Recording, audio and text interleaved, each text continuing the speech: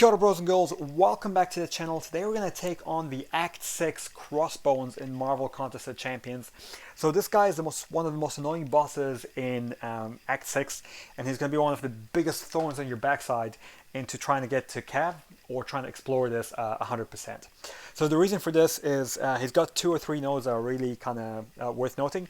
So the main one is that he's on the Biohazard node, which means you ideally want to bring in at least a bleed immune, but ideally you want a double immune champ. And he's on the Power Struggle Global, which, as you know, if you've come this far, is basically you can't gain power unless he gains power. You can't gain power naturally. And then finally, he's got this really annoying node called Vigor, which allows him to regen 50% of his health every 15 seconds.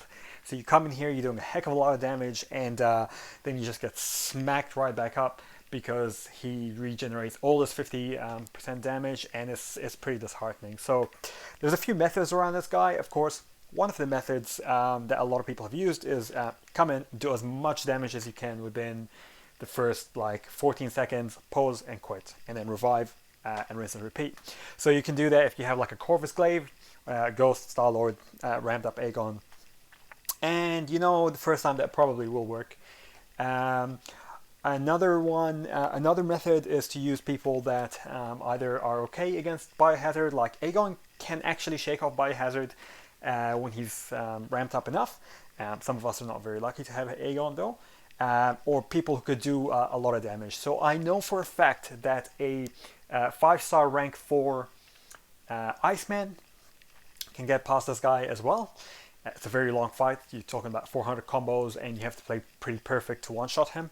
But that would work.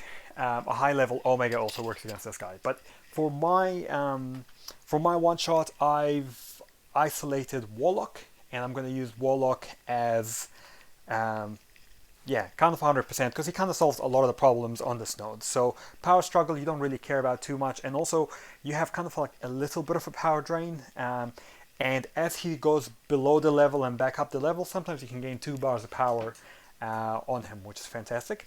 Second thing is you have double immunity, so you're both poison immune and bleed immune. You're a robot, and then finally you have heal block, because once he's infected with those virus charges, and you got the red virus on, that basically means he can't heal. So you're not really in a rush to do a lot of damage. I mean, it's still going to be a long fight, so you're not in a rush to do a lot of damage. You're just in a rush to kind of last in this fight. Now, to get the maximum value out of this, you probably want to bring in the full synergy with Warlock, which is magic. Allows him to do to drain 70% power on the specials. So when you're doing that SP2, you're not giving him power and pushing him to his SP2, because that one is going to do a lot of damage. But you know, if you evade the SP1, you're in good stead. And the other one is either Vision or Ultron, which means that anytime you hit into him and you get like a bleed or a poison, you're going to trigger a Fury, which will help increase your damage. So that's really, really good. And then the final one I've added is Cable. Now this, normally I don't actually use Cable for that synergy, but for this one it's particularly useful because Cable synergy basically means that every time you hit into him, you have a chance to gain twice the virus charge. So instead of gaining 1, you gain 2. Now, okay, you're not going to have a problem too much getting to the virus charges and keeping him heal blocked for sure, but the more charges, the better. Particularly if you get into a place where you have to use the shocks and drain him. That way you can get quickly back up to your heal block. And just in general, it drains a lot of power, so I really like that synergy. And as you can see here, the strategy is pretty simple. Just evade the SP1.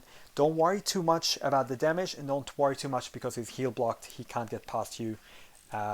Just try to not make any mistakes in the fight and be patient.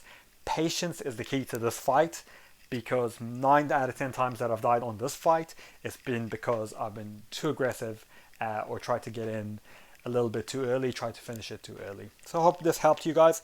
If it did, like, subscribe, leave a comment, and make sure you subscribe and follow us for more Act 6 content and more Act 6 boss solos. Ka kite ano, bros and girls.